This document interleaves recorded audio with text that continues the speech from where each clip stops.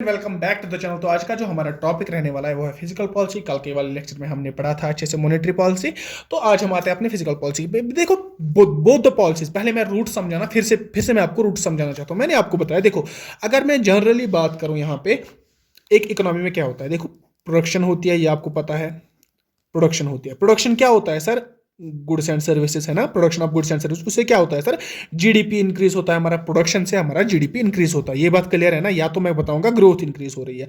Sir growth increase होने की वजह से क्या हो रहा है? सर ग्रोथ इंक्रीज होने की वजह से या जीडीपी इंक्रीज होने की वजह से एम्प्लॉयमेंट जनरेट हो रही है, एम्प्लॉयमेंट क्रिएशन हो रही है। एम्प्लॉयमेंट क्रिएशन में लिखूंगा इधर पे, क्योंकि मैंने समझाया आपको कि वैल्यू जब प्रोडक्शन ज्यादा होगी तो मतलब जीडीपी ज्यादा हो रहा है, जीडीपी ज्यादा हो रहा है तो मतलब एम्प्लॉयमेंट क्रिएशन ज्यादा हो रही है। ये कॉमन सेंस वाली बात है। जितना ज्यादा काम होगा उतने ज्यादा बंदे तो लगेंगे ना काम करने के लिए। अब अगर काम ज्यादा हो रहा है तो जीडीपी ज्यादा हो रहा है, मतलब ग्रोथ ज्यादा हो रही है, इनकम ज्यादा आ रही है। अब जब इनकम ज्यादा आ रही है तो मुझे और खर्चा करने के लिए और प्रोडक्शन करने के लिए एम्प्लॉयमेंट क्रिएशन ज्यादा होगी, ठीक है ना? अब मतलब क्या एम्प्लॉयमेंट क्रिएशन होती है। एम्प्लॉयमेंट क्रिएशन से सर क्या होती है? एम्प्लॉयमेंट क्रिएशन से सर इनकम बढ़ जाती है। इनकम क्या बढ़ जाती है? मैं अपनी एग्जांपल दूंगा। मैं अभी अभी मेरे पास कोई एम्प्लॉयमेंट नहीं है, ठीक है ना, मैं भी अनएम्प्लॉयड हूँ। अभी क्या होता है कि मेरी डिमांड क्या है? मेरी डिमांड खाना, रोटी, कपड़ा, मकान, बस ये मेरी डिमांड है। लेकिन कल को अगर मैं एम्प्लॉयड हो जाऊंगा, मेरी डिमांड बढ़ जाएगी। मैं एक गाड़ी की डिमांड करूंगा, मैं एक घर की डिमांड करूंगा, मैं एक बेटर फूड की डिमांड करूंगा। इसी तरह मेरी डिमांड्स बढ़ जाएंगी। अगर मेरी इनकम बढ़ रही है, मतलब मेरा मेरा क्या हुआ? मेरा एम्प्लॉयमेंट हुआ। एम्प्लॉयमेंट होने की वजह से क्या होगा? मेरा तो इनकम बढ़ गया। इनकम बढ़ने की वजह से कि सर क्या हो गया? डिमांड ज्यादा हो गई। इधर पे मैं लिखूंगा डिमांड ज्यादा हो गई। समझ आ रहा है ना आपको?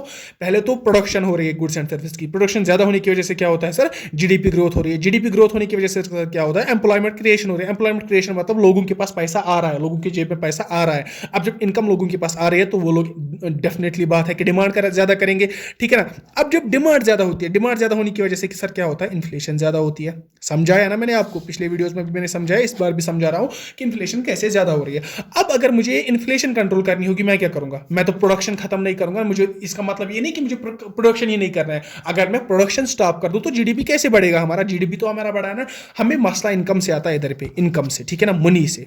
हमारा मसला है मनी से। मनी को हमें रेगुलेट करना है, मनी को हमें रेगुलेट करना है, क्योंकि मैंने बताया आपको इन्फ्लेशन होती कैसे है। अब मुझे मनी को रेगुलेट करना है, मनी को रेगुलेट करना है। या तो अगर मैं बोलूं इकोनॉमी को रेगुलेट करना है, यही बात है ना, मनी को रेगुलेट करना। रेगुलेट करना क्या मतलब सर? अगर प्राइसेस ज्यादा हो रहे हैं तो आपको कुछ पॉलिसीज लाओ जिससे प्राइसेस स्टेबल लेवल पे आ जाएंगे, कम ना हो बल्कि स्टेबल लेवल पे आ जाएंगे। सर अगर कहीं पे इन्फ्लेशन ज्यादा हो रही है तो उसको भी स्टेबल लाओ, कम भी नहीं, डिफ्लेशन भी नहीं हमें चाहिए, लेकिन एक स्टेबल एक पॉइंट पे ले आओ उस इन्फ्लेशन को। वो हम कैसे लाएंगे? जब हम मनी को रेगुलेट कर पाएंगे। मनी को रेगुलेट कैसे करते हैं सर? मैंने आपको पिछली वाली वीडियो में बताया था कि मनी को हम रेगुलेट करते हैं दो पॉलिसी से। पॉलिसीज दो आती है जिनसे हमारी मनी रेगुलेट होती है, और इवेंचुअली हमारा क्या होता है? जब मनी यहाँ पे रेगुलेट होगी तो डिमांड भी कम होगी, जब डिमांड कम होगी तो इन्फ्लेशन भी कम होगी, जाहिर सी बात है। तो इस तरह हम मनी रेगुलेट करते हैं। लेकिन करते कैसे है? दो पॉलिसीज है जिनका नाम है, पहले मॉनेटरी पॉलिसी, दूसरा नाम है फिजिकल पॉलिसी। मॉनेटरी पॉलिसी हमने कल पढ़ा अच्छे से, और आज हम बात करेंगे अबाउट द फिजिकल पॉलिसी। लेकिन इधर पे मैं आपको बताना चाहूंगा, अगर मनी रेगुलेट करना है तो हम एक ही पॉलिसी क्यों नहीं लाते? हमें दो पॉलिसी की क्या जरूरत है? क्योंकि हमें सर, मैंने कल बताया, मॉनेटरी पॉलिसी कौन करता है? आरबीआई इसके साथ डील करता है। आरबीआई देखता है कि बैंक्स में कितना पैसा जाएगा, आरबीआई देखता है कि लोगों के पास कितना पैसा होना चाहिए, लिक्विडिटी कितनी होनी चाहिए मार्केट में, ये सब आरबीआई देखता है। कल के वाले वीडियो में हमने अच्छे से पढ़ा था। लेकिन इधर पे क्या होता है, जो फिजिकल पॉलिसी है ये इसके साथ डील करता है government of India. Government of India, government of India कैसे इन्फ्लेशन को कंट्रोल करेगा, कैसे प्राइसेस स्टेबल करेगा, कैसे ये सारी चीजें करेगा, वो सारी पॉलिसीज गवर्नमेंट की, उनको हम, उस पॉलिसी को हम बोलते हैं फिजिकल पॉलिसी। ये जो पॉलिसी है ना मॉनेटरी पॉलिसी, ये आरबीआई की होती है, लेकिन ये जो फिजिकल पॉलिसी है ये गवर्नमेंट ऑफ इंडिया की होती है। गवर्नमेंट ऑफ इंडिया में सर कौन? सर फाइनेंस मिनिस्ट्री की, ठीक है ना, फाइनेंस मिनिस्ट्री की। ये पहला ही डिफरेंस है, और ये बहुत बार ये एमसीक्यू पूछा गया, ये बेसिक एमसीक्यू है, लेकिन यही पूछा गया है तो लोग गलत करके आते हैं। आई होप कि आप नहीं करेंगे। अब हम डिटेल पढ़ेंगे what is the physical policy. मैंने आपको बताया फिजिकल पॉलिसी में हम पॉइंट बाय पॉइंट पढ़ेंगे। फिजिकल पॉलिसी मैं डिफाइन करूंगा पॉइंट बाय पॉइंट। पहला ही पॉइंट मैंने आपको जो बताया वो क्या है sir? Government of India deal करते हैं इसके साथ, गवर्नमेंट ऑफ इंडिया, ठीक है ना। आरबीआई, आरबीआई किसके साथ करती है? मॉनेटरी पॉलिसी के साथ। और फिजिकल पॉलिसी के साथ कौन करता है sir? Government of India. Government of India में से कौन sir? Finance ministry, finance ministry. अगर आप खुद नोट डाउन करेंगे ना, ये बेटर रहेगा। पीडीएफ में फिर भी प्रोवाइड करूंगा टेलीग्राम पे, ठीक है ना। अगर आप नहीं चाहते नोट्स बनाना, मेरे ख्याल से पहले तो बेटर रहेगा कि अगर आप खुद हैंड रिटन नोट्स बनाओ। अगर नहीं चाहते हो तो पीडीएफ मिल जाएगी आपको टेलीग्राम की लिंक आपको डिस्क्रिप्शन में मिल जाएगी। तो पहला पॉइंट हमने पढ़ा कि government of India deals with physical policy, आपको समझ आ गया। अब गवर्नमेंट ऑफ इंडिया किस तरह डील करती है? देखो, जिस तरह हमारी आरबीआई डील करती है ना, आरबीआई क्या है, मैंने बताया आरबीआई एपेक्स बैंक है, बैंक ऑफ बैंक्स है, बाप है सबका। तो वो रेगुलेट करता है पैसों को। किस तरह रेगुलेट करता है वो सर? कुछ इंस्ट्रूमेंट्स यूज करके, जैसे कि रेपो रेट है, रिवर्स रेपो रेट है सर, जैसे कि सीआरआर है, जैसे कि एसएलआर है, वो सारी चीजें हमने लास्ट वीडियो में पढ़ी है। आज हम देखेंगे कि फिजिकल पॉलिसी में कौन से ऐसे इंस्ट्रूमेंट्स है, गवर्नमेंट क्या उस टाइम उधर पे तो आरबीआई यूज करता था वो इंस्ट्रूमेंट्स, इधर पे कौन से इंस्ट्रूमेंट्स है जो कि गवर्नमेंट यूज करता है इस इन्फ्लेशन को, इस प्राइस स्टेबिलिटी को और इस इकोनॉमी को रेगुलेट करने के लिए कौन कौन सी वो इंस्ट्रूमेंट्स यूज करता है, ये हम इस वाली वीडियो में अच्छे से समझेंगे। पहला पॉइंट मैंने बताया गवर्नमेंट ऑफ इंडिया रेगुलेट करता है फिजिकल पॉलिसी को। दूसरा पॉइंट हम देखेंगे, दूसरा पॉइंट अगर मैं इधर पे दिखाऊंगा, मैं एक्सप्लेन क्या करता है जो फिजिकल पॉलिसी है ना, एक्सप्लेन करता है हमारा गवर्नमेंट को। गवर्नमेंट क्या है सर? हमारा रेवेन्यू कितना है, रेवेन्यू मतलब इनकम कितना है गवर्नमेंट का, मैं गवर्नमेंट की बात कर रहा हूँ, आरबीआई की बात नहीं कर रहा, बैंक की बात नहीं कर रहा। गवर्नमेंट का रेवेन्यू कितना है या गवर्नमेंट का इनकम कितना है सर? गवर्नमेंट का एक्सपेंडिचर कितना है और गवर्नमेंट का डेट कितना है, ठीक है ना। गवर्नमेंट का रेवेन्यू कितना है, गवर्नमेंट का एक्सपेंडिचर कितना है और गवर्नमेंट का डेट कितना है। सर वो क्या बात हुई सर? देखो, अगर मैं आपको बताऊं कि हमारी कंट्री में इनकम जनरेट हो रही है ना, इसको नाम मैं दूंगा रेवेन्यू जनरेट हो रहा है ना, ठीक है, इनकम जनरेट हो रही है। अब अगर रेवेन्यू ज्यादा जनरेट हो रहा है, मतलब इनकम ज्यादा हो रही है, एक्सपेंडिचर कम हो रहा है, ठीक है ना। इनकम ज्यादा हो रही है, मान के चलो मेरे कंट्री में 100 रुपीज की इनकम हो रही है, लेकिन मेरा यूज कितना होता है इनमें से सर? 80 रुपीज यूज होता है, ओनली 80 रुपीज, 20 रुपीज मेरा बच जाता है। तो it is better for economy. ये चीज, यही सिचुएशन होनी चाहिए इकोनॉमी में कि रेवेन्यू ज्यादा आना चाहिए और एक्सपेंडिचर कम होना चाहिए। अब रेवेन्यू आता कहां से सर? रेवेन्यू आता है हमारे टैक्सेस से। हम टैक्स पे करते हैं, वो सर एक खजाने में जाता है, एक तिजोरी है गवर्नमेंट की, जहां पे ये टैक्स भर जाता है। इधर पे टैक्स जमा हो गया, इधर पे जो भी इनकम, जिस तरह की भी इनकम आएगी, जैसे हमने किसी से लोन लिया, हमने डोमेस्टिक या इंटरनेशनल लोन लिया, वो इधर पे जमा हो गए। हर किसी चीज से जिससे इनकम जनरेट होगी वो एक तिजोरी में फंसता है, ठीक है ना। तिजोरी है गवर्नमेंट की, जिधर पे रहता है, ठीक है ना। आप इस तरह मान के चले। अब इधर पे मान के चलो एक ईयर के लिए, एक फाइनेंशियल ईयर के लिए मैं मानता हूं कि 1000 रुपीज मेरा रेवेन्यू हो गया। अब क्या हुआ? एक्सपेंडिचर मुझे करना। अब एक्सपेंडिचर गवर्नमेंट को एक्सपेंडिचर करना है, वो कैसे करेगा? हमने आम बात हम करते हैं ना कि हम टैक्स पे करते हैं और गवर्नमेंट सड़कें नहीं बनाता। मतलब हम क्यों बनाते हैं कि हम टैक्स पे करते हैं और गवर्नमेंट सड़कें नहीं बनाता? क्योंकि हमें पता है कि हम जो टैक्स पे कर रहे हैं ना वो गवर्नमेंट का इनकम है, और गवर्नमेंट जो एक्सपेंडिचर करेगी ना, गवर्नमेंट जो सड़कें बनाएगी वो उनका एक्सपेंडिचर रहेगा। ठीक इसी तरह मैं आपको समझाऊंगा कि गवर्नमेंट का एक इनकम होता है जिसको हम रेवेन्यू बोलते हैं, रेवेन्यू ऑफ गवर्नमेंट। उसके बाद हम देखते हैं एक्सपेंडिचर क्या होता है। एक्सपेंडिचर अगर सैलरीज देनी है, कल को आप गवर्नमेंट मुलाजिम बन जाओगे तो आपको सैलरी देनी है, वो किधर से आएगा सर? वो आएगा एक्सपेंडिचर में से, इसी एक तिजोरी में से जिसमें हमारा इनकम और एक्सपेंडिचर का खाता है। तो आपको सैलरीज देनी है। मान के चलो गवर्नमेंट को कोई प्रोजेक्ट करना है, कोई पुल बनाना है, कोई बंड बनाना है, व्हाटएवर जो भी काम करना होगा गवर्नमेंट को, वो कहां से करेगा? खुद के पैसे कहां लाएगा? वो वही ये जो इनकम जनरेट यहां पे हुआ ना, उसी को एक्सपेंडिचर करता है। और अगर अब सिचुएशन इस तरह आई, अगर हमारा एक्सपेंडिचर ज्यादा हो रहा है इनकम से, या मैं बात करूंगा एक्सपेंडिचर ज्यादा हो रहा है रेवेन्यू से, तो हम उधर पे क्या होगा? उधर पे लाइक एग्जांपल दूंगा मैं, मेरा 1000 रुपीज एक्सपेंडिचर है, लेकिन इनकम जो आ रही है ना मेरी कंट्री की वो है 800 रुपीज। इधर पे क्या हुआ? 200 रुपीज क्या पड़ गया? कर्ज पड़ गया ना, उसको हम डेट बोलते हैं। इस कर्ज को हम डेट बोलते हैं। तो इस तरह ये डील करता है, ये जो हमारी फिजिकल पॉलिसी है ना, ये डील करता है, ये देखता है हम एक्सपेंडिचर को, हम गवर्नमेंट का रेवेन्यू पढ़ते हैं, इसमें हम गवर्नमेंट का एक्सपेंडिचर पढ़ते हैं और हम गवर्नमेंट का डेट पढ़ते हैं। ये सारी चीजें हम फिजिकल पॉलिसी में पढ़ते हैं। तो आगे हम अच्छे से पढ़ेंगे। अभी मैं आपको एक जनरल ओवरव्यू दे रहा हूं इधर पे। देखो, मैंने आपको बताया मॉनेटरी पॉलिसी है ना, monetary policy and physical policy both क्या है? ये दोनों क्या है? ये दोनों यही वही चीज है कि ये रेगुलेट करते हैं। रेगुलेट किसको करते हैं सर? इकोनॉमी को रेगुलेट करते हैं। इकोनॉमी को रेगुलेट करने का मतलब क्या है सर? प्राइसेस को ये स्टेबल करते हैं। अगर प्राइसेस ज्यादा हो रहे हैं तो स्टेबल कर रहे हैं, अगर प्राइसेस कम हो रहे हैं तो स्टेबल कर रहे हैं। मतलब कि ये डील करते हैं मनी फ्लो के साथ, मनी सप्लाई के साथ या लिक्विडिटी के साथ। मैं यही बात करूंगा ना। Both policies, monetary policy and physical policy, both deals with the money supply in the market, और I will say the liquidity in the market. Okay, मैं बात करूंगा अगर मैं एक इंसान हूं, अगर मेरी जेब में कुछ पैसा है, अगर ये मेरी जेब में कुछ पैसा है, इसको किस तरह गवर्नमेंट रेगुलेट करता है? आपको नहीं लगता ना कि गवर्नमेंट रेगुलेट करता है, लेकिन गवर्नमेंट रेगुलेट करता है। यहां पे आरबीआई रेगुलेट करता है बैंक्स को, आरबीआई रेगुलेट करता है बैंक्स को। उस तरह से वो मनी फ्लो कम ज्यादा करता है। लेकिन गवर्नमेंट यहां पे सीधे लोगों को पॉकेट्स में जाता है। इधर पे वो पैसे रेगुलेट करता है कि इस बंदे के जेब में कितना होना चाहिए और दूसरे बंदे के जेब में कितना पैसा होना चाहिए। ये रेगुलेट करता है हमारा government by using the physical policy. और ये physical policy day to day use होती है एक आम इंसान पे। अगर मैं बात करूं, अपनी बात करूं, मेरे पे भी फिजिकल पॉलिसी यूज होती है, आप पे भी फिजिकल पॉलिसी यूज होती है। आप समझेंगे आगे कैसे होती है। अगर मैं बात करूंगा, मैंने बात की यहाँ पे तीन वर्ड्स की मैंने बात की। Let me get a page. तो मैंने इधर पे बात की 3 वर्ड्स की। मैंने एक्सपेंडिचर की बात की, मैंने रेवेन्यू की बात की, मैंने डेट की बात की। ये सारे टर्म्स हम किस में यूज करते हैं सर? बजट में। बजट तो यही है ना। बजट क्या है सर? बजट है sir annual statement of receipts and expenditure. अगर हम बजट को डेफिनेशन देखेंगे ना, एक्चुअली बजट जो है ना, बजट वर्ड ना कॉन्स्टिट्यूशन में कहीं पे है ही नहीं। ये लिखा ही नहीं है कहीं पे कि हमारा बजट, हमें बजट प्रोवाइड करना है, हमें बजट प्रोड्यूस करना है पार्लियामेंट में। ऐसा कुछ है नहीं, लिखा ही नहीं है। उधर पे क्या लिखा है? उधर पे लिखा है सर एनुअल, ध्यान रखिएगा, इंपॉर्टेंट पॉइंट है, annual statement of receipts and expenditure. हमारे पास आया कितना, हमने एक्सपेंडिचर कितना किया, ये हमें एक स्टेटमेंट देना पड़ता है पार्लियामेंट में। ये गवर्नमेंट ऑफ इंडिया को स्टेटमेंट प्रोवाइड करना पड़ता है पार्लियामेंट में, आर्टिकल 112 के तहत। ये याद रखना, गवर्नमेंट ऑफ इंडिया को आर्टिकल 112 के अंडर एक स्टेटमेंट प्रोवाइड करना पड़ता है पार्लियामेंट में कि हमको रिसीट कितना हुआ, हमने रिसीव कितना किया, हमें इनकम कितनी है और हमने एक्सपेंडिचर कितना किया।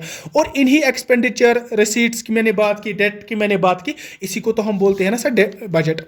इसका हम मतलब एक वन शॉर्ट वर्ड में बोलते हैं यही बजट है। तो हम बोल सकते हैं इसके साथ कौन डील करता है? एक्सपेंडिचर कितना है हमारा, रेवेन्यू कितना है हमारा, और डेट कितना है हमारा, इसके साथ कौन डील करता है सर? Physical policy. ये तो मैंने आपको बताई, फिजिकल पॉलिसी डील करती है। तो मैं नहीं बता सकता फिजिकल पॉलिसी बजट के साथ डील करती है। हाँ सर आप बता सकते। तीसरा पॉइंट में लिखूंगा इधर पे कि physical policy deals with budget. ठीक है ना? इतना आपको समझ आ रहा होगा। अब हम पढ़ेंगे कि ऑब्जेक्टिव्स क्या है फिजिकल पॉलिसी की। अगर हम फिजिकल पॉलिसी पढ़ रहे हैं ना, ये अचीव क्या करना चाहते हैं, ये क्यों हम पढ़ रहे हैं सर? पहली बात तो जो फिजिकल पॉलिसी ना वो अचीव करना चाहती है higher economic growth. Higher economic growth, इससे हमें क्या मिलना चाहिए? फिजिकल पॉलिसी अप्लाई करने के बाद हमें कंट्री में क्या होना चाहिए? Higher economic growth. दूसरी क्या? प्राइस स्टेबिलिटी, जो मैंने आपको बताया, प्राइस स्टेबिलिटी और stability in economy, in economy. तीसरा पॉइंट है हमारा रिडक्शन इन इक्वलिटी, जो कि बहुत इंपॉर्टेंट है, रिडक्शन इन इनइक्वालिटी। ठीक है ना? तो ये 3 चीजें मैं आपको अभी समझाऊंगा कि देखो मैंने आपको बताया कि डील कैसे करता है, फिजिकल पॉलिसी डील कैसे करता है। अब मैं बता रहा हूं कि फिजिकल पॉलिसी जब हम यूज करते हैं ना, हमें उसके बाद मिलना क्या चाहिए?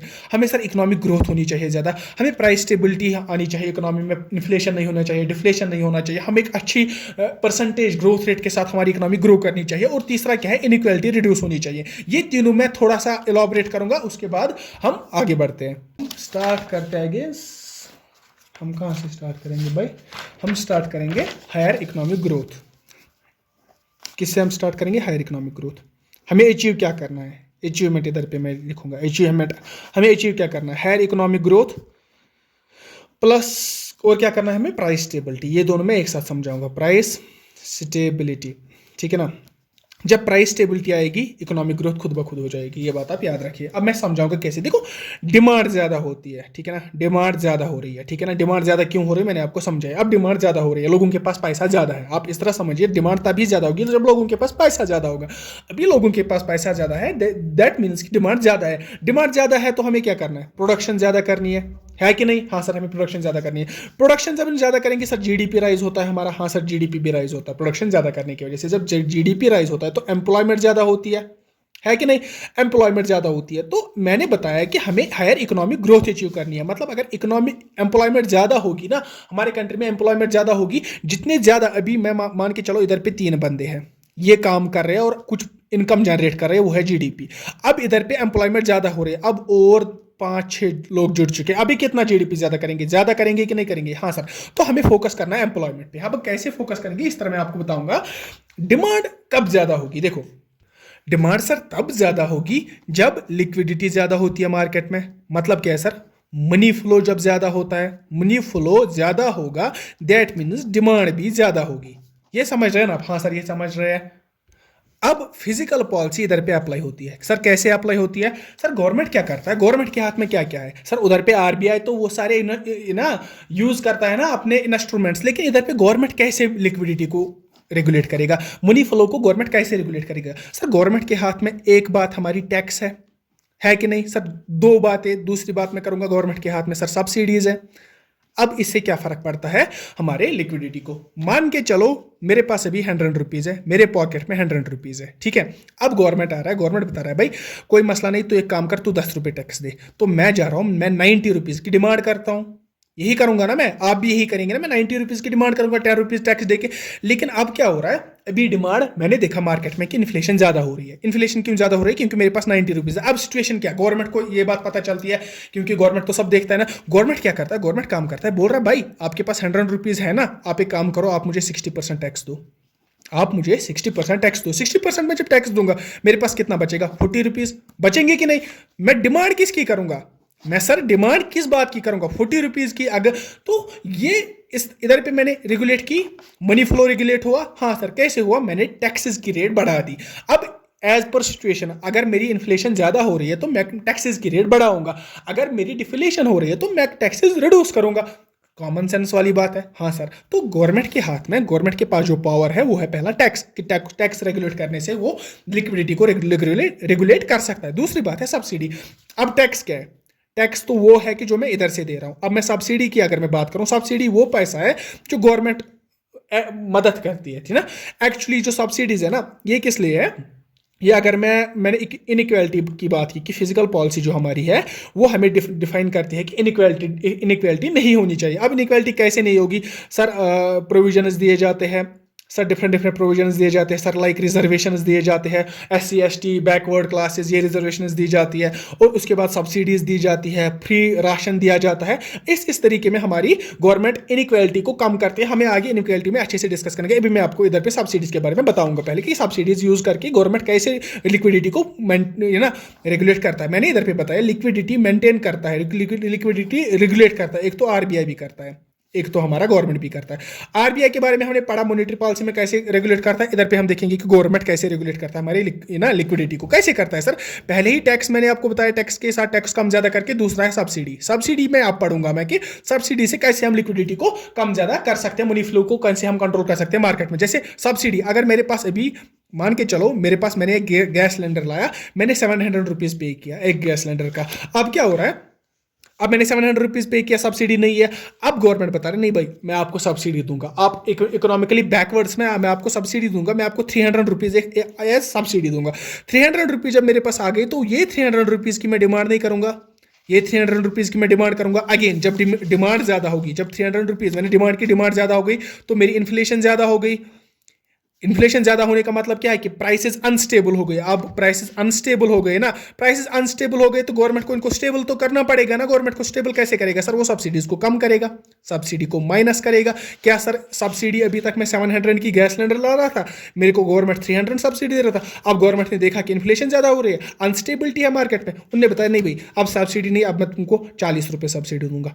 देखो अब जब 40 रुपये सब्सिडी मिलेगी तो मैं डिमांड क्या करूंगा? तो डिमांड मेरी कम हो जाएगी, इवेंचुअली मेरी इन्फ्लेशन भी कम हो जाएगी और मार्केट में स्टेबिलिटी आएगी। ये दो टूल्स टैक्स और सब्सिडीज मैंने आपको समझाया कि गवर्नमेंट कैसे यूज करता है हमारी लिक्विडिटी को, मतलब स्टेबल करने में, हमारी इन्फ्लेशन को स्टेबल करने में, हमारी प्राइस रेगुलेट कैसे करता है गवर्नमेंट, ये दो टूल्स यूज करके, ठीक है ना। अब हम बात करेंगे रिडक्शन इन इनइक्वालिटी, ठीक है ना। Reduction in inequality, equality. देखो इनइक्वालिटी असली गर्ज नहीं है, गवर्नमेंट का गर्ज नहीं है कि इनइक्वालिटी खत्म करना है। गवर्नमेंट का गर्ज है इक्विटी मेंटेन करना। इक्विटी और इक्वालिटी, इसमें फर्क क्या है? देखो इक्वालिटी मतलब अगर मैं कहीं पे सिनेमा में जा रहा हूँ, ठीक है, मैं कहीं एक सिनेमा में मूवी देखने जा रहा हूँ, अब हर एक को एंट्री दे रहे हैं, ठीक है ना, चाहे गरीब हो चाहे अमीर हो, इसको हम बोलते हैं इक्वालिटी, कि हम हर एक को एंट्री दे रहे हैं। लेकिन इक्विटी का मतलब यह है कि अगर ये मूवी है ना, अगर इसकी टिकट 500 रुपीज़ की है तो जो पुअर पीपल होगा ना, जो मूवी देखने जाता है, पहले तो अगर हम लिटरली देखेंगे ना कि पुअर पीपल जाएंगे कहाँ, जाएंगे कहाँ, वो मूवी देखने। अब मैं बात कर रहा हूँ एग्जाम्पल, अब वो गए मूवी देखने, अब उनको कोई रिडक्शन होगा इस पैसे में, 500 की नहीं, उनको 400 रुपीज़ की ये ना टिकट पड़ेगी। तो इसका मतलब है इक्विटी। इक्विटी का मतलब कि अमीर लोग भी उधर ही जा रहे हैं सिनेमा में, तो गरीब लोग भी उधर जा पाए। या मैं दूसरे एग्जाम्पल दूंगा, अगर इसी सिनेमा में चेयर्स लगे हैं, ठीक है ना, चेयर्स लगे हैं, अब ये बंदा देख पा रहा है, दूसरा बंदा ये इससे छोटा है, इससे हाइट में कम है, ये नहीं देख पा रहा है। अब गवर्नमेंट क्या करता है, इसके लिए एक चेयर अरेंज करता है लंबी, जिसकी हाइट 3 फीट है, मतलब ये बंदा भी देख पाएगा। यही इसी का मतलब होता है इक्विटी। और ये इक्विटी कौन, या तो और एक एग्जांपल दूंगा मैं इक्विटी की। ये एक दीवार है, यहां से एक मैच चल रहा है, ठीक है ना, यहां पे एक बच्चा आया मैच देखने। अगर मुझे फोटो अवेलेबल होगा, मैं अभी फोटो भी आपको दिखाऊंगा, ये ना वीडियो खत्म करके मैं अभी इसी टाइम पे ना, लाइक जब मैं एडिटिंग करूंगा मैं तब दिखाऊंगा। ये एक टूल है, इधर पे एक बंदा मैच देख रहा है, ठीक है ना, तो ये देख पा रहा है अच्छे से। दूसरा बंदा इधर पे खड़ा है, वो नहीं देख पा रहा है। तीसरा एक बच्चा इधर पे छोटा है, वो भी नहीं देख पा रहा है। चौथा एक बहुत लंबा इंसान है, वो अच्छे से ये मैच देख पा रहा है। अब गवर्नमेंट क्या करता है, इसको भी एक टूल प्रोवाइड करता है जिससे ये देखे। इसको थोड़ी सी जरूरत है हेल्प की, तो इसको हेल्प कर प्रोवाइड करता है। इस बच्चे को बहुत हेल्प की जरूरत है, तो इसको बड़ा एक टूल प्रोवाइड करता है जो ये भी देखे। और इसको हेल्प नहीं करता है क्योंकि इसको गवर्नमेंट की जरूरत नहीं है। यही होता है इक्विटी मेंटेन करना, और ये काम गवर्नमेंट का है। गवर्नमेंट इक्विटी कैसे मेंटेन करता है, इक्वेलिटी मेंटेन कैसे करता है हमारा गवर्नमेंट, वो हम देखेंगे। आपने सुना होगा कि जैसे जो हमारी कैटेगरीज है, कैटेगरी सिस्टम हमारा है, उसमें हम देते हैं reservation in education, reservation in education, ठीक है ना, लाइक SCs हमारे, STs हमारे। ये नहीं है, इनइक्वालिटी कम नहीं करते, ये बस इनको कैटेगराइज करते हैं कि इन लोगों को गवर्नमेंट की हेल्प की जरूरत है और तभी हम इनको रिजर्वेशन देते हैं। इसे लाइक अगर हम फ्री राशन दे रहे हैं, फ्री राइस दे रहे हैं, या तो लो प्राइसेस पे, लाइक BPL एंड APL का आपको पता होगा, एबो poverty level, below poverty level, इनको थोड़ी सी कंसेशन होती है, इनको नहीं होती है। लाइक APL जो पीपल है ना, इनको गवर्नमेंट की जरूरत नहीं है। BPL जो पीपल है, इनको गवर्नमेंट की जरूरत है, तभी इनको गवर्नमेंट कम पैसे में दे रहा है। तो इसका मतलब यह, अगर आप देखेंगे अपनी सोसाइटी में जो BPL वाले लोग होंगे ना, वो यूजुअली गरीब ही होते हैं, और जो APL वाले लोग हैं उनमें ऐसा होता है कि घर में कोई ये कमा रहा होता है, जो घर का जो हेड होता है वो फाइनेंशियली वेल होते हैं, तो वही APL होते हैं, उनको गवर्नमेंट की जरूरत नहीं होती है। लेकिन इनके साथ इक्विटी लाने के लिए गवर्नमेंट इनको हेल्प करती है, तभी ये इनके साथ इक्वालिटी में आते हैं, वरना ये तो भूखे मरेंगे, ठीक है ना। इस तरह की बात होती है। तो इक्वालिटी मेंटेन करने के लिए हम फिजिकल पॉलिसी का यूज करते हैं, ठीक है ना। टॉपिक जो हम पढ़ेंगे वो है कंपोनेंट्स ऑफ फिजिकल पॉलिसी, ठीक है ना। अब कंपोनेंट्स ऑफ फिजिकल पॉलिसी में क्या आता है, मैं भी लिखूंगा आपको इधर पे, कंपोनेंट्स ऑफ फिजिकल पॉलिसी। ये मैंने आपको पहले स्टार्ट पे ही समझाया कि एक तो होता है रिसीट्स होता है, दूसरा होता है एक्सपेंडिचर, तीसरा होता है डेट। ये क्या होता है, रिसीट सर वो चीज़ें, वो जहाँ से हमारी इनकम हो रही है, एक्सपेंडिचर हम जहाँ से गवर्नमेंट खर्चा कर रही है, और डेट मतलब कर्ज कितना, गवर्नमेंट कर्जे में है या गवर्नमेंट पैसा देने वाला है। लाइक दिस मैं एक्सप्लेन करूँगा थोड़ा सा। लाइक अगर मैं रिसीट्स की बात करूँगा, गवर्नमेंट की इनकम होती कहाँ से है सर, गवर्नमेंट की इनकम होती है सर हमारी टैक्सेस से, हम टैक्सेस पे करते हैं। हाँ सर, गवर्नमेंट कहीं पे चालान काटता है, वो तो पुलिस आती है बीच में जो वो कम करते हैं, वरना तो चालान पता नहीं कितना कितना होता। तो आप इसको सिर्फ करते हैं, छोड़ो इस बात को। अब देखो रिसीट्स में क्या कहता है, कंपोनेंट्स ऑफ फिजिकल पॉलिसी हम पढ़ रहे हैं। कंपोनेंट्स ऑफ फिजिकल पॉलिसी में हमें देखना है, हमने पहले बात की बजट की, ये बजट के साथ डील करता है। बजट में सर किसके साथ डील करता है, रिसीट के साथ डील करता है, मतलब इनकम कितनी हमारी हुई। सर एक्सपेंडिचर के साथ डील करता है कि एक्सपेंड कितना किया हमने, और डेट के साथ डील करता है कि हमारा डेट कितना है। अगर मैं इनकम की बात करूंगा, इनकम किस तरीके से आता है, सर टैक्स से आता है, सर चालान काटता है, उससे भी हमारा इनकम जनरेट हो रहा है। सर अगर हम गवर्नमेंट इंस्टीट्यूशंस में फी भरते हैं, उससे भी इनकम जनरेट होता है। कहीं पे भी गवर्नमेंट में लाइक रेलवेज के लिए हम पे करते हैं, हम बस सर्विसेज के लिए पे करते हैं, जिस चीज के लिए भी हम पे करते हैं towards government, that becomes the receipts और the income of the government. यह बात आपको समझ आ गई होगी कि रिसीट्स क्या होते हैं।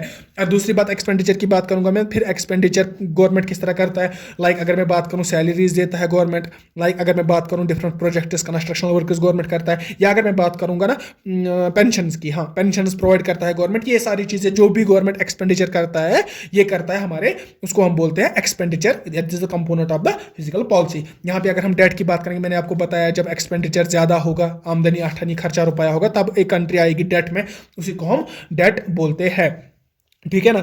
अब मैंने इधर पे बात की, अब इंटरेस्टिंग ये एक अच्छा टॉपिक है जो कि जिसमें से एमसीक्यू आएगा। एमसीक्यू तो आएगा ही आएगा इधर से, इस वाले एग्जाम में तो नहीं, तो नेक्स्ट वाले एग्जाम में इसमें से एमसीक्यू आएगा जो मैं बता रहा हूँ। मैंने बताया कि रिसीट जो है ना, एक्सपेंडिचर जो है ना वो एक फंड होता है, गवर्नमेंट का फंड होता है, ठीक है ना। उसी फंड में से तो पैसे आते हैं पैसे जाते हैं, ये एक फंड है गवर्नमेंट का। लेकिन अगर मैं इलाबोरेट करूंगा ना गवर्नमेंट के फंड्स को, यही मेरा टॉपिक है आज का मेन टॉपिक, फंड्स को अगर मैं इलाबोरेट करूंगा ना, गवर्नमेंट के पास 3 फंड्स होते हैं, 3 तिजोरियां होती है। कौन कौन सा है सर? पहला है the consolidated fund of India. दूसरा क्या है sir? The contingency fund of India. और तीसरा क्या है हमारा? Public account of India. अब हम ये 3 चीजें हम अच्छे से पढ़ेंगे और हमारी फिजिकल पॉलिसी खत्म हो जाएगी, ठीक है ना। अब मैंने क्या बताया, पहले हम समझते हैं, फिर से समझते हैं। मैंने बताया कि जो फिजिकल पॉलिसी डील करते हैं हमारे रिसीट्स के साथ, मतलब कि इनकम कितनी हो हमारी। सर गवर्नमेंट ये ना फिजिकल पॉलिसी हमारी डील करती है हमारे एक्सपेंडिचर के साथ, कि एक्सपेंडिचर कितना हुआ और हमारा डेट कितना हुआ। लेकिन ये सारी चीजें ना, रिसीट्स, हमारी इनकम जहां आ रही है उधर से जा भी रही है, तो ये सारी चीजें एक फंड्स में आती है। इनको हम डिवाइड करते हैं फंड्स में। उन फंड्स का नाम है, पहला है कंसोलिडेटेड फंड ऑफ इंडिया, दूसरा है कंटिजेंसी फंड ऑफ इंडिया, तीसरा है पब्लिक अकाउंट्स ऑफ इंडिया। चलिए हम स्टार्ट करते हैं हमारे पहले वाले फंड से। अब हम इधर पे मैं फिर से एक बार लिखूंगा, हम फंड्स पढ़ेंगे, ठीक है ना। फंड्स में हम पहला ही क्या पढ़ेंगे सर? कंसोलिडेटेड, ठीक है ना, fund of India, fund of India. इसमें देखेंगे कैसे रिसीट होता है, कैसे एक्सपेंडिचर होता है, यही चीजें हमें इसमें देखनी है, तो ये टॉपिक हमारा खत्म हो जाएगा। मैं इधर पे आपको दिखाऊंगा, ये हमारा कंसोलिडेटेड फंड है, कंसोलिडेटेड। अब क्या होता है सर? मैंने आपको बताया गवर्नमेंट, हम पढ़ते हैं रिसीट्स के बारे में। रिसीट्स मतलब गवर्नमेंट अराइव कहाँ से होगी, मनी, इनकम आएगी कहाँ से। सर मैं पहले बात करूंगा, अगर मैं टैक्सेस की बात करूंगा, टैक्सेस से हमारे मनी आती है, वो जमा होती है हमारी कंसोलिडेटेड फंड ऑफ इंडिया में।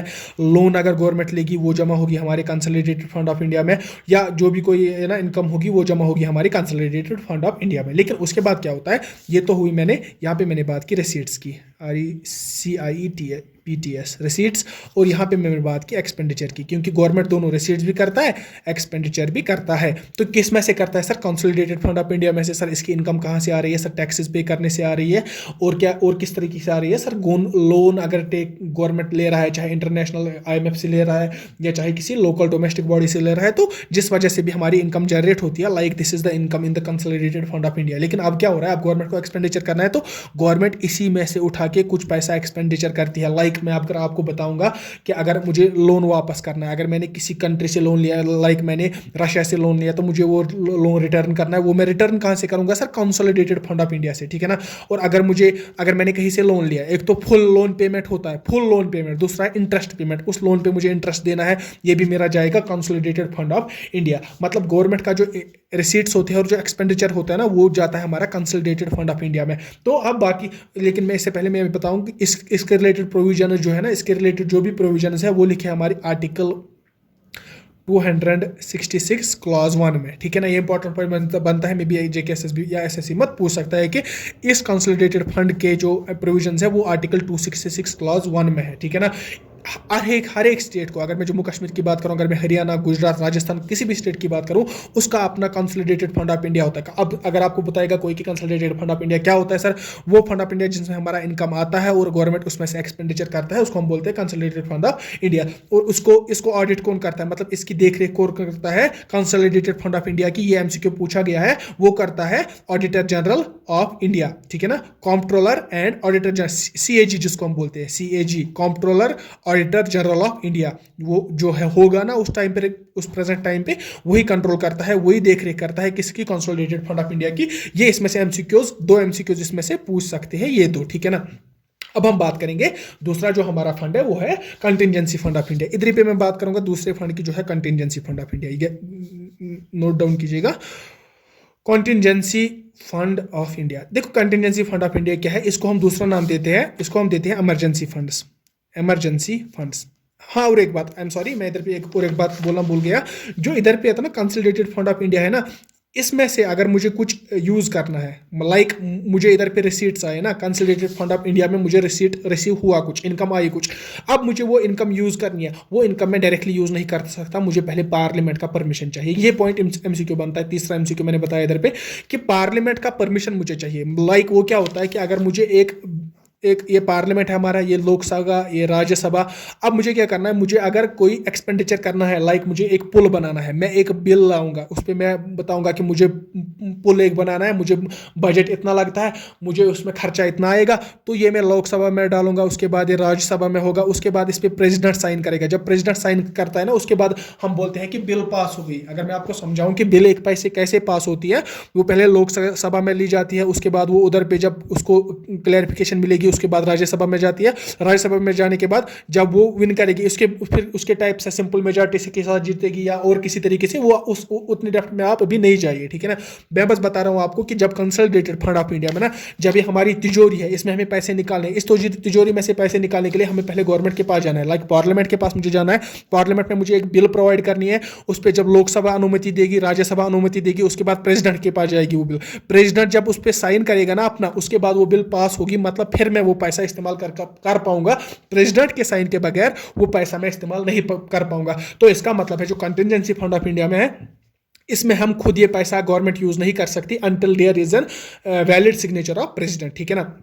तो यही हो गई बात कंसोलिडेटेड फंड ऑफ इंडिया की। अब कंटिजेंसी फंड ऑफ इंडिया क्या है? अब अगर एक फंड है इंडिया का, हमें क्या जरूरत पड़ी दूसरा फंड बनाने की? अगर हमारा एक फंड है, इनकम आ रहा है और इनकम जा रहा है, तो मसला खत्म है। अब क्या, हमें हिसाब तो इस तरह भी रख सकते हैं ना, लेकिन हमें जरूरत पड़ती है। सर क्यों? क्योंकि इधर पे परमिशन लेने की जरूरत पड़ती है, इधर पे परमिशन लेने की जरूरत नहीं पड़ती है, क्योंकि इनको, इसका नाम ही कंटिजेंसी, अगर मैं इधर पे लिखूं कंटिजेंसी, और अगर मैं इधर पे इमरजेंसी लिखूं जी ई एन सी वाई दोनों में आता है। ये बस आपको मैंने एक तरीका बताता हूँ याद रखने के लिए। जो कंटिजेंसी फंड होता है ना, ये इमरजेंसी फंड होता है। क्या आता है सर? Emergency fund. लाइक क्या, अगर कोई कहीं पे बाढ़ आए ना, कहीं पे फ्लड्स आएंगे, अगर कहीं पे फ्लड्स आएंगे तो उधर पे क्या, पहले हम पार्लियामेंट के पास जाएंगे, उधर पे पहले हम प्रेसिडेंट का साइन तो नहीं ढूंढेंगे ना, उस टाइम तक तो उनको वो ना फ्लो करके ले जाएगा अपने साथ, वो जो भी आएगा, पहाड़, तूफान आएगा, सुनामी आएगी या क्या आएगा। तो फ्लड्स आ गई, ठीक है ना।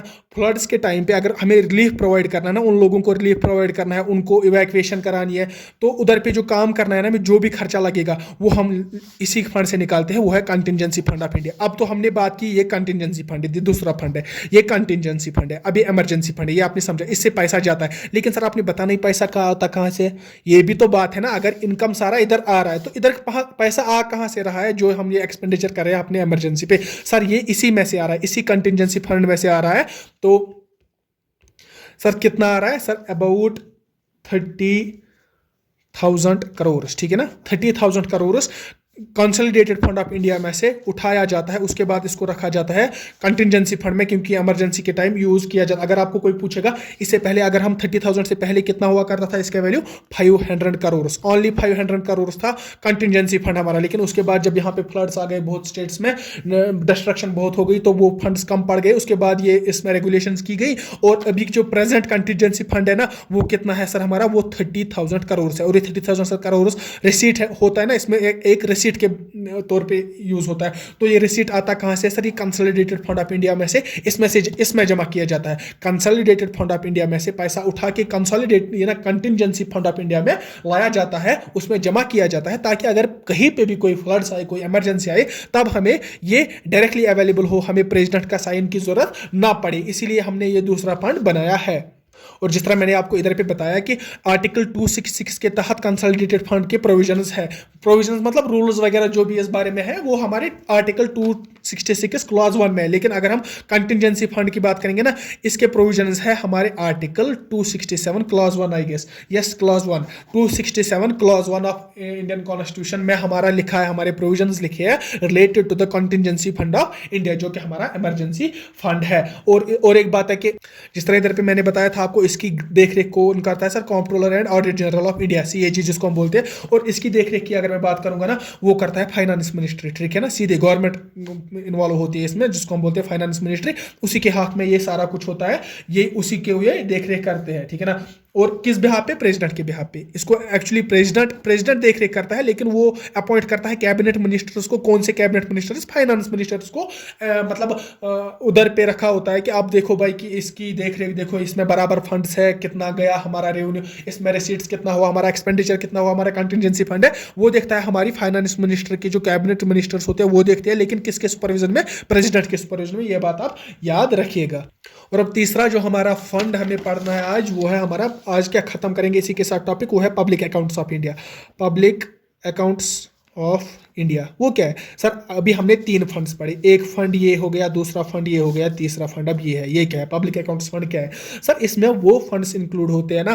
कौन से फंड्स इंक्लूड होते हैं? जिसको कंसोलिडेटेड फंड, इसमें तो इंक्लूड नहीं होंगे। क्यों? ये इमरजेंसी फंड है, इसका रेवेन्यू इसमें आता है, इसका इनकम इसी में से आता है, तो ये खत्म हो गया उसी के साथ। अब इसमें जो फंड्स इंक्लूड नहीं होते हैं वो हमारे होते हैं पब्लिक अकाउंट्स ऑफ इंडिया में। पब्लिक अकाउंट्स ऑफ इंडिया में है क्या है? ये लाइक टेम्पोररी फंड्स होते हैं, इसमें टेम्पोररी फंड्स रखे जाते हैं। लाइक वो क्या है? देखो, मैंने रेमिटेंसेज की बात की थी, अगर आपने पढ़ा होगा मेरे जीडीपी में हम बात करें NFIA की, net factor income from abroad, हमें बाहर से कितना इनकम आ रहा है। अब जो बाहर से हमें इनकम आ रहा है ना, उसको हम रेमिटेंसेज बोलते हैं। अब ये जो रेमिटेंसेज बाहर से आ रहे हैं ना, लाइक ये कंट्री मेरी है इंडिया, ये कंट्री हमारी है USA, ठीक है ना। USA से एक बंदा इंडिया का काम कर रहा है, वो यहाँ पैसे भेज रहा है। अभी पैसे भेज रहा है ना, वो किधर जा रहा है सर? वो इसी पब्लिक अकाउंट्स ऑफ इंडिया में जा रहा है, क्योंकि ये एज ए रेमिटेंस है, इसको हम रेमिटेंसेज बोलते हैं। ये रेमिटेंसेज कहाँ इंक्लूड होते हैं सारे sir? Public accounts of India में। इसमें क्या होता है कि जब तक ये पैसे उसके घर वाले निकालेंगे, उसने घर में भेजा, ठीक है ना, उसने पैसा घर में भेजा, अब जब तक घर वाले इसके पैसे निकालेंगे तब तक ये यूज करता है कौन? पब्लिक अकाउंट्स ऑफ इंडिया, ठीक है ना। इसमें और भी फंड्स आते हैं, लाइक रेमिटेंसेज ही नहीं आते, इसमें प्रोविडेंट फंड्स भी आते हैं, पोस्टल इंश्योरेंस भी आते हैं। पोस्ट ऑफिस में आपको पता है होगा कि लोग पैसा जमा करते हैं, है ना। जिस तरह बैंक्स में पैसे लोग जमा करते हैं, उसी तरह वो पैसे लोग पोस्ट ऑफिस में भी जमा कर सकते हैं, या वो किसान पत्र कुछ खरीदते हैं, ऐसा वो सारी चीज़ें, वो सारे पैसे वो डिपॉजिट करते हैं ना, वो एक टेम्परेरी एक फंड में जमा होते हैं, जिसका नाम है public accounts fund of India, जिसमें लाइक पब्लिक का नाम से ही कि पब्लिक का पैसा है। एक तो रेमिटेंसेज होते हैं, इसमें प्रोविडेंट फंड इसमें होता है, पोस्टल इंश्योरेंस का फंड होता है, या डिफेंस के लिए फंड होता है वो है, या अगर गवर्नमेंट खुद की सेविंग करेगी ना, जो मिनिस्टर्स है ना वो खुद सेविंग करते हैं, वो भी इसी पब्लिक अकाउंट्स ऑफ इंडिया में सेव करते हैं। और नेशनल क्लाइमेटी एंड कंटिजेंसी फंड की अगर हम बात करेंगे, NCC, अब ये सब तो नहीं पूछा जाएगा, फिर भी मैं आपको बता रहा हूं कि इस पब्लिक फंड्स में होता क्या है। लाइक आप याद रखिएगा, टेम्पररी मनी होती है जो कि लोग जमा करते हैं इसमें, और जब लोग चाहेंगे वो वहां से वापस निकालते हैं, एक्सेप्ट बैंक्स। ये बैंक्स की बात नहीं है।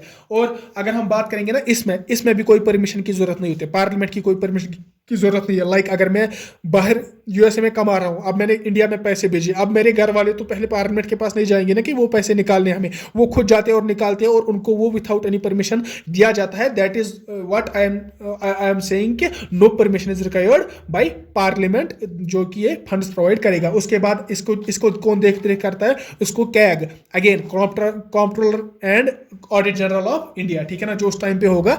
आप मुझे कमेंट सेक्शन में बताएगा कि आज का CAG कौन है, controller and auditor general of India कौन है।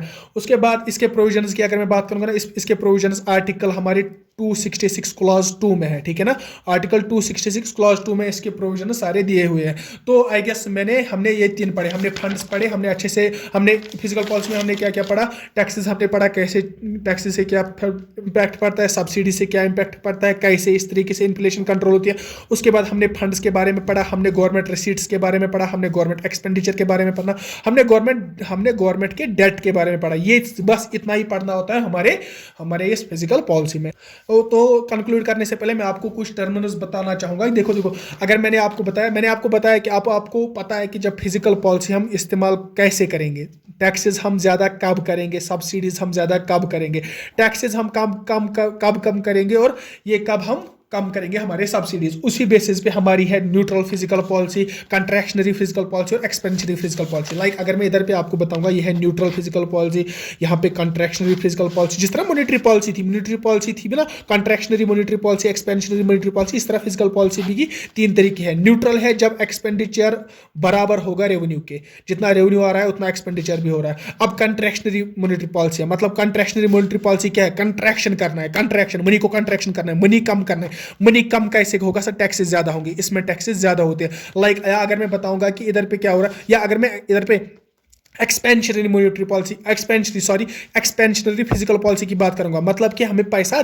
मार्केट में इंक्रीज करना है। हम क्या देंगे, सब्सिडीज ज्यादा देंगे हम, ठीक है ना। हम क्या देंगे, टैक्सेस हम कम करेंगे, इसको बोलते हैं एक्सपेंशनरी ये ना फिजिकल पॉलिसी, इसको बोलते हैं कंट्रैक्शनरी मॉनेटरी पॉलिसी। ये कब होंगे आप खुद देखिए, आप मुझे बताइएगा कि आप ये खुद लिखिएगा कि टैक्सेस सब्सिडीज हम ज्यादा कब करेंगे, टैक्सेस हम कब कम करेंगे, जब इन्फ्लेशन ज्यादा होगी, जब इन्फ्लेशन कम होगी, कब करेंगे। ये सारी चीजें आप अब खुद लिखिएगा। यहाँ पे अगर मैं बात करूंगा, मैंने इधर पे आपको समझाया न्यूट्रल क्या मतलब क्या होता है, कंट्रैक्शनरी फिजिकल पॉलिसी और एक्सपेंशनरी फिजिकल पॉलिसी का मतलब क्या होता है। अब मैं कुछ एक दो टर्म्स और बताऊंगा आपको, और इसी के साथ हम वीडियो कंक्लूड करेंगे। Let me get a page. Okay, तो यहाँ पे अगर मैं बात करूंगा ना फिजिकल कंसोलिडेशन की, फिजिकल कंसोलिडेशन स्पेलिंग इधर इधर होगी, नोट्स में पूरा अच्छे से मैंने लिखा है। देखो फिजिकल कंसोलिडेशन क्या है।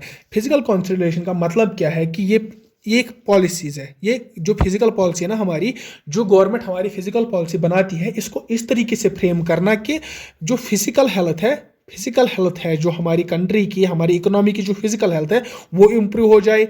एक तो हमारी कंट्री की फिजिकल हेल्थ इंक्रीज हो जाए। फिजिकल हेल्थ का मतलब क्या है सर, रेवेन्यू जो हमारा जो रिसीट्स है, जो एक्सपेंडिचर है, वो डेट है, वो हमारा इंप्रूव हो जाए। उसको हम कैसे इंप्रूव करेंगे, वो सारी चीज़ें, उन पॉलिसीज़ को हम बोलते हैं, उस पॉलिसीज को लाने को हम बोलते हैं, हमें फिजिकल कंसोलिडेशन करनी है, ठीक है ना। गवर्नमेंट उस टाइम पे बताती है कि अभी फिजिकल कंसोलिडेशन चल रही है, मतलब क्या है, वो स्टेबल कर रहे हैं प्राइसेस को, वो physical health of economy improve कर रहे हैं। या अगर हम बात करेंगे फिजिकल हेल्थ का, अगर मैं और एक डेफिनेशन बताऊं आपको, कि जो एक्सपेंडिचर हो रहे हैं ना हमारे, जो हमारी कंट्री में एक्सपेंडिचर हो रहे हैं, वो एक उस तरीके से एक्सपेंडिचर हो कि सस्टेनेबल डेवलपमेंट हमें अचीव हो। सस्टेनेबल डेवलपमेंट मैंने आपको पिछले वीडियो में एचडीआई में मैंने आपको बताया कि सस्टेनेबल डेवलपमेंट हमें अचीव हो किससे, हम जब हम एक्सपेंडिचर को उस तरीके में इस्तेमाल करेंगे, उसको भी हम फिजिकल कंसोलिडेशन बोलते हैं। गवर्नमेंट बोलेगी कि हमें इस बार फिजिकल कंसोलिडेशन में हमें ये करना है, ऐसे करना है, टैक्सेस को हम ऐसे करेंगे, हम एक्सपेंडिचर इस तरीके से खर्च करेंगे कि हमारा जो सस्टेनेबल डेवलपमेंट है वो हो जाए, ठीक है ना।